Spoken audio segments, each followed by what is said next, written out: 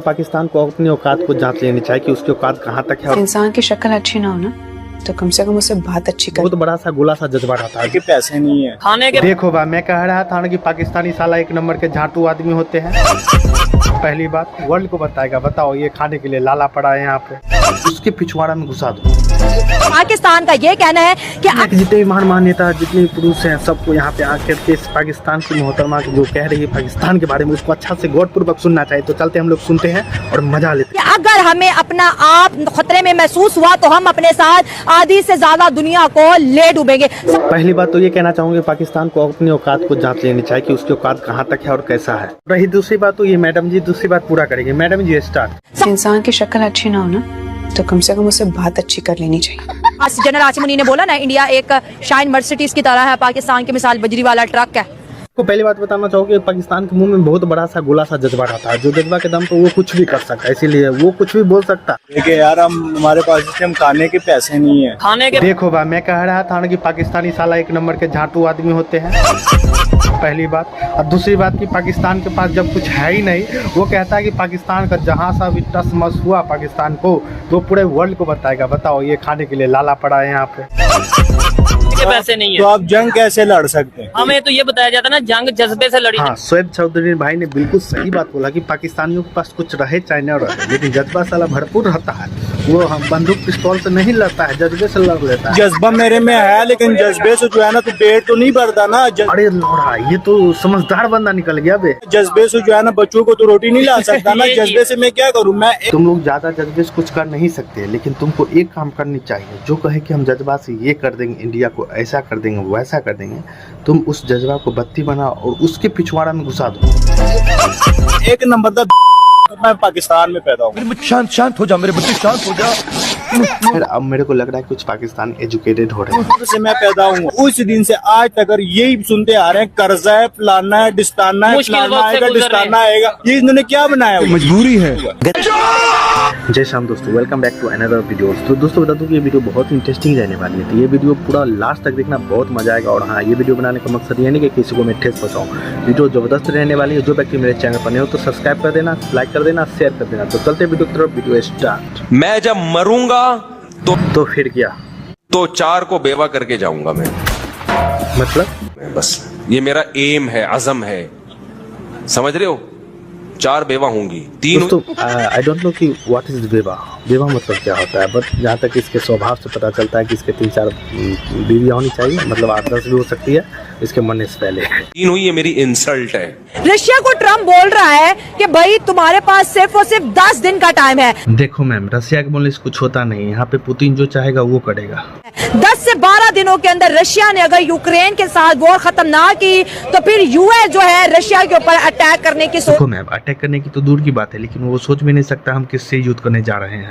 लेकिन पुतिन अपने आपा खो दिया तो समझ सकता है कि वहाँ पे सर्वनाश हो जाएगा यूएसए का, सोच रहा है। और रशिया का जवाब ये है कि ना तो हम इसराइल है ना ही हम ईरान है, जिसको तुम इतना लाइटली ले रहे हो। अच्छा ऐसा तो होगा ही। लॉजिकली बात उसने बड़ी अच्छी की है कि यार जंग बंदी होनी चाहिए। अब रहेगी बात ट्रम्प की, ट्रम्प को तो वैसे मेरा ख्याल हर कोई मजाक समझता है कि वो एक वाइट बालू है। दोस्तों बता दूं कि ये बात सुनकर के ट्रम्प अगर सुनता होगा तो बहुत सोचता होगा, वाह मेरे को नया नाम मिल गया, व्हाइट बालू। वैसे बता दूं कि हमारे देश में पप्पू गांधी की जितनी इज्जत है उतनी ही इज्जत डोनाल्ड ट्रम्प की पूरे वर्ल्ड में है। इंडोनेशिया ने एक बहुत बड़ा जो है ऐलान किया है कि हम जकार्ता जो कि इंडोनेशिया का कैपिटल है वहाँ पर एक हिंदू मंदिर बनाने जा। मोहतरमा पहली बात बता दूं कि इंडोनेशिया जो है ना, सो मतलब हिंदू कल्चर को अपनाने जा रहा है, मतलब कि उसको अपनाते जा रहा है उसके आने वाले पूर्वजों को याद करते हुए, क्योंकि वहाँ के राष्ट्रपति कुछ दिन पहले ही वो कहे थे कि हमारे पूर्वज तो हिंदू ही हैं जा रहे हैं। और इसको इनागुरेट भी प्राइम मिनिस्टर नरेंद्र मोदी करेगा। जलवा है हमारा। इंडोनेशिया की बात करें तो वहाँ पे पहले भी बहुत से मंदिर है जो उन्होंने ऑलरेडी वो हिंदू कंट्री था जिसको ताजरों ने मुसलमान।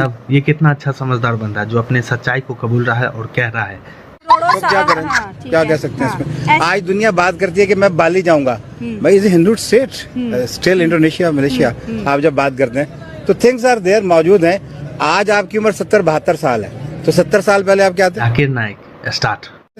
और हमारे बाप दादा पहले कहीं ना कहीं हिंदू तो होंगे, तो हमारे बाप दादा जाते थे मंदिर, तो अभी जा रहे हैं मजार में, आस्ते आस्ते तब्दीली आ रही। इस चापू चापू चंद को कुछ लोगों ने अपना मसीहा बना लिया था, मतलब कि सेकुलर है, मतलब बहुत बड़ा है, पढ़ा लिखा है, अच्छा ज्ञानी है। देखो आज वो भी अपने आप को एक्सेप्ट कर रहा है कि हमारे बाप दादा तो होंगे ही हिंदू। चल हमारा क्या इमेज है? इट्स मीन कि हर पाकिस्तानी जब पाकिस्तान छोड़ के कहीं दूसरे देश जाता है घूमने के लिए तो वहाँ पे पाकिस्तानी की क्या इज्जत होती है, उसी को इमेज कहते हैं। तो पहले सुनते हैं।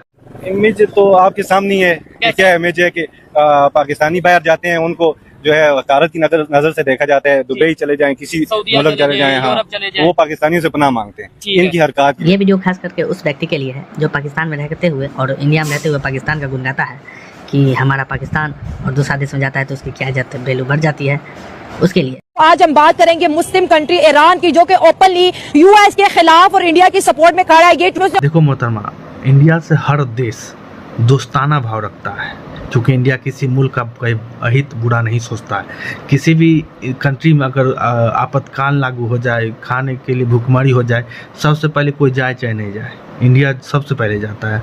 वो तुर्की ही क्यों ना हो जो इंडिया का सबसे बड़ा दुश्मन हो। उसने ओपनली बोला है कि ईरान और हिंदुस्तान जैसी आजाद कौमों पर अमेरिका अपना हुक्म जमाना ऐसा कभी हो ही नहीं सकता चाहता है और दुनिया की तारीख में लिखा जाएगा कि हिंदुस्तान एक ऐसा मुल्क था जिसने सुपर पावर के सामने खड़े होकर एक ऐसी शटअप खोल दी कि हिस्ट्री उसको याद करेगी। हिस्ट्री में लिखा गया, मोदी जी ने वो करके दिखा दिया। आज अमेरिका कहता था ना कि हम इसको झुकाएंगे, आज अमेरिका को झुकना पड़ गया।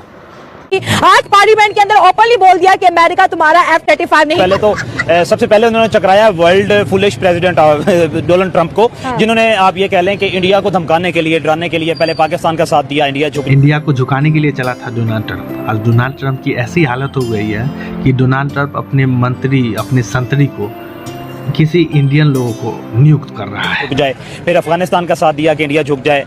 नरेंद्र मोदी नहीं झुका। इतिहास में लिखा जाएगा और इतिहास के पन्नों पे ये भाई इतिहास के पन्ना में लिखा गया। अब आगे बोलो। ये सुनहरी हरूफ में लिखा जाएगा कि एक ऐसी इकोनॉमी भी उठी थी एशिया से और एक ऐसी मिलिट्री पावर भी उठी थी जिस आने क्यों दिए, ये पाकिस्तान के अंदर घुसे कैसे। एक बात था ना, पाकिस्तान को गुपचुप का इशारा देते हुए किसी ने बुला लिया तो पाकिस्तान वहाँ से चल गया। उसके बाद ये ड्रोन करने क्या आए थे? ये ड्रोन पाकिस्तान में इसलिए गए थे कि वहाँ पे जितने भी जिहादी मानसिकता वाले लोग थे, आतंकवाद थे, सबको पेलना जरूरी था। इसीलिए वो जा करके सबका नक्शा कदम, सबका फोटो खींच के लेके आना था, इसलिए ड्रोन गया था। ये हमारे क्या कर रहे हैं, कहते हैं हमारी ये टेक्नोलॉजी है, ये टेक्नोलॉजी। इन्होंने तो ऊपर मार ही नहीं गिराए। देखो भैया, तुम्हारे पास टेक्नोलॉजी रहेगा तभी तुम कुछ कर सकते हो। अगर वाघा बॉर्डर से आए, अगर जनाबे वाला शकरगढ़ से आए, अगर सियालकोट से आए। अबे तुम ये किस चीज का उदाहरण देते हो, क्या कहना चाहते हो भाई साहब? अबे जल्दी बोल, कल सुबह पनवेल निकलना है। सुन लिए भाई साहब क्या कहना चाहते हैं, अब जल्दी बोल। तो ये ड्रोन कैसे आ गए, तो इन्होंने अंदर तक कैसे आने दिए, एक फैसल मस्जिद तक पहुंच गया, ये क्या है? दोस्त बता दो कि हमको लगता है कि ये बुढ़ा जो है ना सठिया गया है, क्योंकि इसके पिछवाड़ा में पड़ा है बम, इसीलिए निकल गया इसका दम, क्योंकि मस्जिद में फूटा था बम। तो खैर हम इस पे ज्यादा चर्चा नहीं करेंगे, ज्यादा कुछ बोलेंगे नहीं। डोनाल्ड सर क्या कहना चाहिएगा इसको?